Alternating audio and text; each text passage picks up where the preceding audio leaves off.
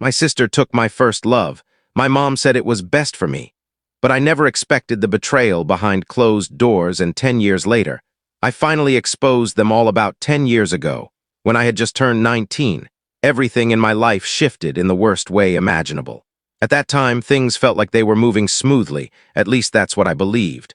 The holidays were approaching, and normally that meant family gatherings, laughter, and warmth. But that particular Christmas, everything completely unraveled. At the time, I was in a relationship with a guy named Liam.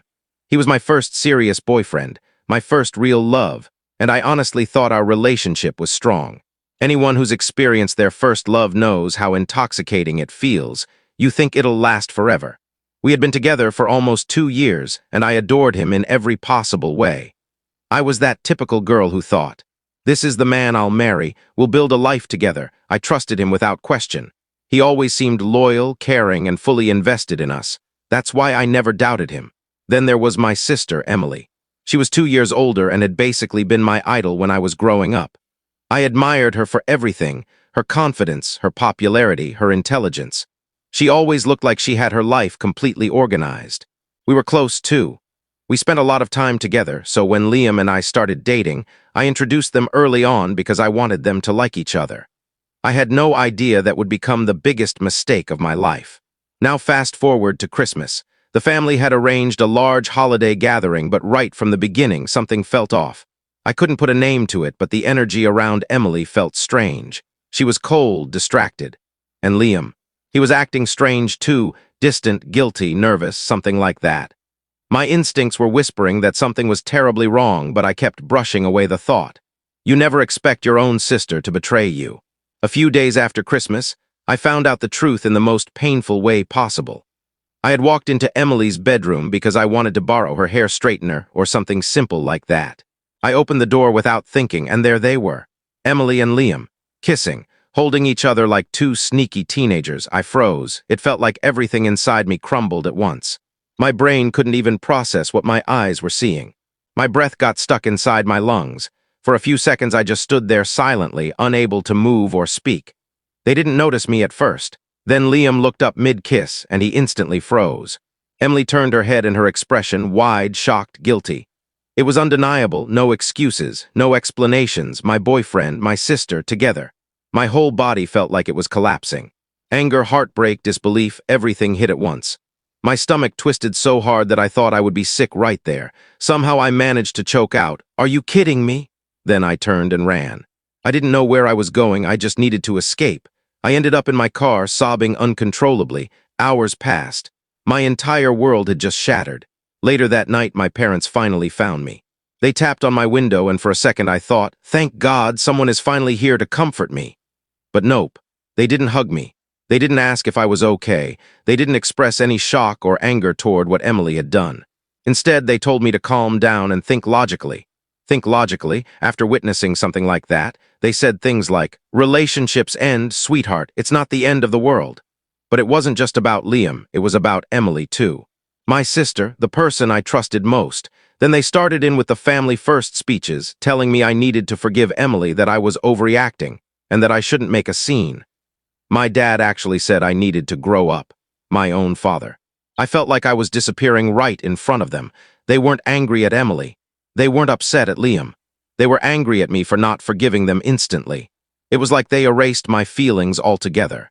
Later, Emily came to talk to me. She said something like, we didn't want to hurt you. Liam and I just care about each other. Hearing that made me physically sick. Sneaking around behind my back for who knows how long, and now they claimed it was love. I told her she was dead to me and that I didn't want her anywhere near me, and I meant every word. My parents continued pressuring me to forgive her, calling me dramatic, unreasonable, childish. I felt like the entire family had dumped me for her. I had lost my boyfriend, my sister, and now my parents all at once. I shut down emotionally, completely. For months after that, I barely functioned. I went to work, came home, crawled into bed. I barely ate. I cried myself to sleep nearly every night. The only person who stayed by my side was my best friend, Jade. She made sure I didn't starve and tried to keep me alive, emotionally and literally. But the pain didn't stop. I kept thinking maybe my family was right. Maybe I was being dramatic. Maybe I was worthless. Everything spiraled until one night I hit rock bottom. I wrote a long letter explaining everything. What Emily and Liam did, how my parents treated me, and how broken I felt. I scheduled it to post on Tumblr. Then I took a bunch of pills and lay down. Thankfully, Jade came over that night. She found me barely conscious, called 911, and saved my life. I woke up in a hospital bed the next morning, groggy, confused, and still alive. They placed me under suicide watch, and honestly, I needed that level of supervision. I needed space away from everyone who had destroyed me. Only 2 people visited me during my stay, my grandparents, not my parents, not Emily, only them. They didn't downplay anything. They didn't guilt-trip me. They didn't push forgiveness on me. They simply sat with me, held my hand, and listened. They saved me, emotionally, mentally, and literally. When I was discharged, they took me to live with them. It was the first time in months that I felt any sense of safety. I cut off my parents completely. Blocked them everywhere, Instagram, Facebook, my phone, everything. Emily too. I didn't want to hear a single word from any of them. Meanwhile, Jade, my ride or die, was still furious about what happened. She quietly planned her own revenge. One day she texted me, "I hope you're not mad, but I shared your Tumblr letter." I freaked out for a second, but she explained she didn't share the private parts, just the betrayal part. And then, oh boy, she tagged my parents Emily and Liam. She blew it up. It spread like wildfire through our entire social circle. People I hadn't spoken to since high school were messaging me, outraged on my behalf. And the best part? The fallout didn't end there. My mom, who loved playing perfect Christian woman, got completely ostracized by her church. People were disgusted by how she treated me. They kicked her out of committees, stopped inviting her places, and several told her she wasn't welcome. My dad's friends dropped him too. They called him cold and heartless. Emily faced the worst of it. People confronted her everywhere she went, calling her a backstabber, a traitor, a sister stealer. She lost friends left and right. I heard she had full-on arguments with strangers in public because they recognized her. Liam's religious family freaked out. They sent him away to some spiritual retreat to repent. By the time he came back, he and Emily had broken up. Couldn't handle the pressure, apparently. Good.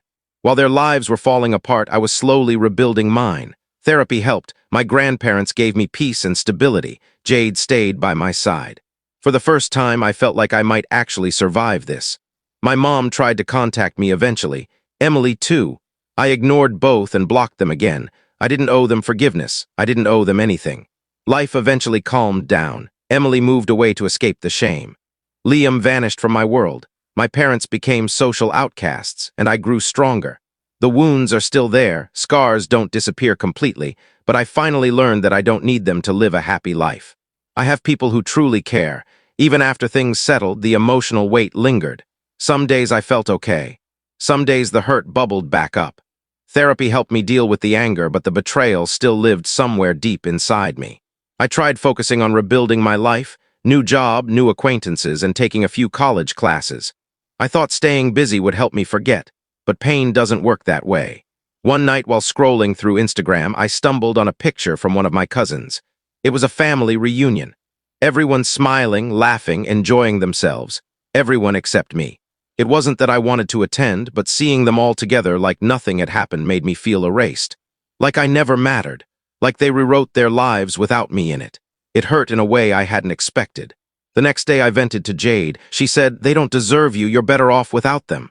And she was right, but it still stung. Then a week later, my dad called. Yeah, my dad. The same man who told me to grow up when my world fell apart. He left a voicemail saying they missed me and wanted to fix things. For a split second, I considered calling back. But then I remembered how they treated me, gaslighting me, minimizing everything, invalidating me. I wasn't going through that again, so I blocked him. My parents remained social outcasts. Emily moved to another city. Liam disappeared. And I continued healing with my grandparents, and Jade by my side. For the first time in a very long time, I felt like I was finally living my own life. One that didn't revolve around people who hurt me. After that, my mother also tried to reach out. She sent me a long email claiming she wanted to apologize and fix our relationship. The strange thing, she never addressed anything specific. It was all vague phrases like, "I'm sorry you're hurting," or "We're family and we should stick together." Nothing felt sincere. It seemed like she just wanted to smooth things over without ever admitting fault. I didn't reply. Honestly, I didn't even bother reading the full thing. I forwarded it straight to my therapist and then deleted it. I knew that engaging with them again would pull me back into the same toxic cycle, and for the first time in years, I was finally reclaiming my life.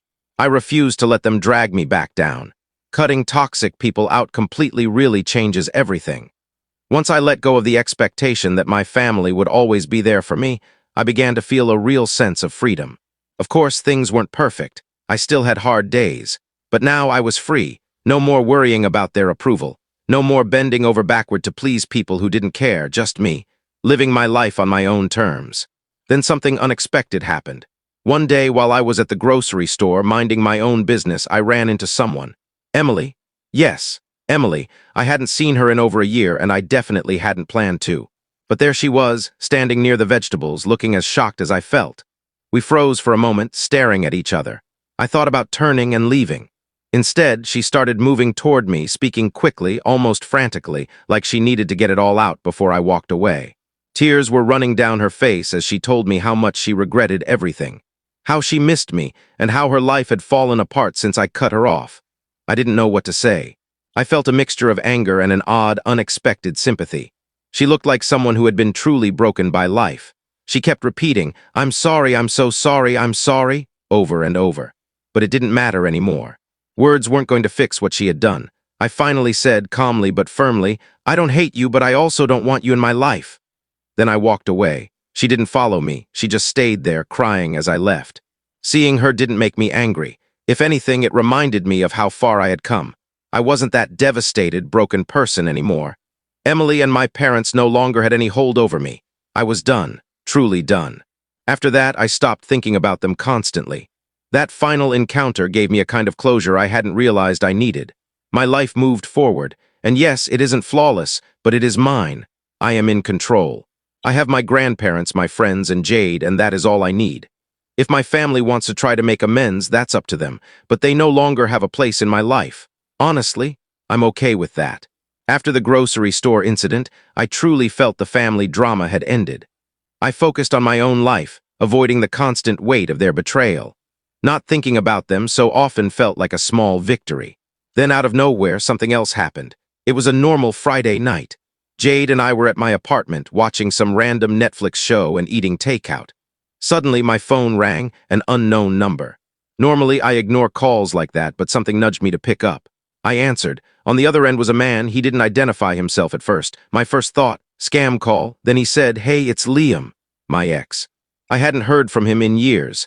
Not since his parents sent him away to find God after the Emily disaster. I froze. Part of me wanted to hang up, but curiosity got the better of me. I asked, "What do you want?" He paused, then said, "I need to talk to you, it's important." Important?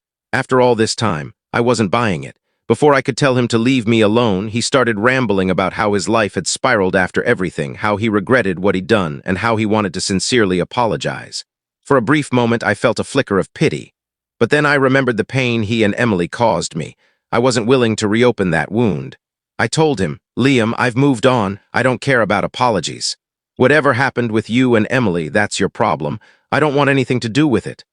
Just as I was about to hang up, he said something that froze me. "It's not just about Emily and me. There's something you don't know." I asked him what he meant. He said, "I wasn't the only one who betrayed you. Your family, there's more to the story."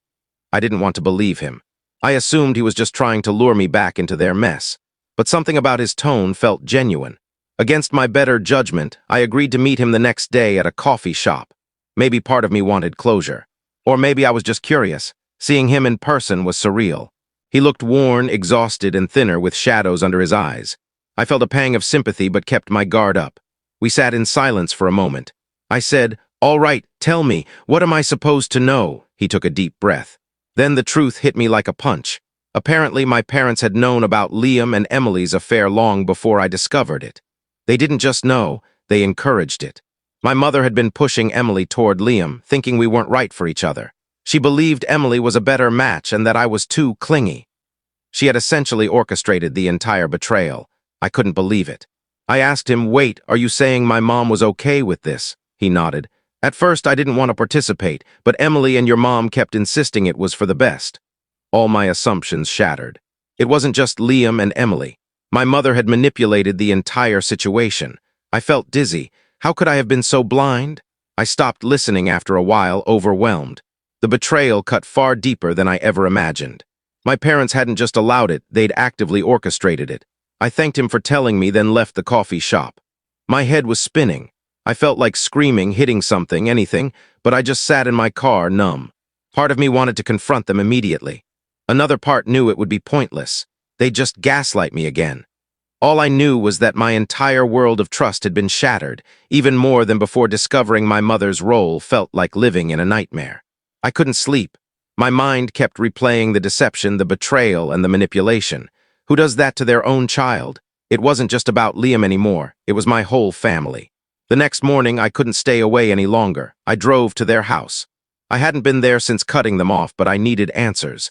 I walked in with my key. They were in the kitchen, pretending it was a normal day. My parents looked surprised. My father gave a tentative smile. I didn't waste time. "Did you know about Emily and Liam? Did you set this up?" My mother went pale. She hesitated. My father looked confused, but it was clear he hadn't known everything. "Why does it matter now?" she asked weakly. I slammed my hand on the counter. "It matters because you ruined my life. You watched me fall apart and did nothing. You let them hurt me because you thought it was best." My father, finally piecing it together, demanded an explanation. My mother tried to rationalize it, saying she was protecting me and our family. I couldn't take it anymore. "You didn't protect anything. You destroyed everything. I will never forgive this." I left. I didn't look back. My father yelled at her behind me, but I didn't care. I felt oddly calm on the drive back. Confrontation didn't bring relief. It confirmed the truth I already knew. At my grandparents' house, I shared everything. They were shocked but supportive. My grandfather said, "You did the right thing. You owe them nothing. Live your own life." And that's what I did. I haven't spoken to my parents since. My father sent apologies I ignored. Emily, I haven't seen her since the grocery store encounter. Liam, gone from my life completely. I've learned something important. Even those who are supposed to love you most can hurt you in ways you never imagined. But you can choose your own family, those who truly care. I have my grandparents, my friends, and Jade. They are my real family, and for the first time in years, I feel at peace. My family may go on living their lives, but mine belongs entirely to me. Thank you for being part of our community. Your likes, comments, and shares help us bring more unbelievable Reddit family stories every day. Don't forget to subscribe and hit the bell so you never miss a shocking story.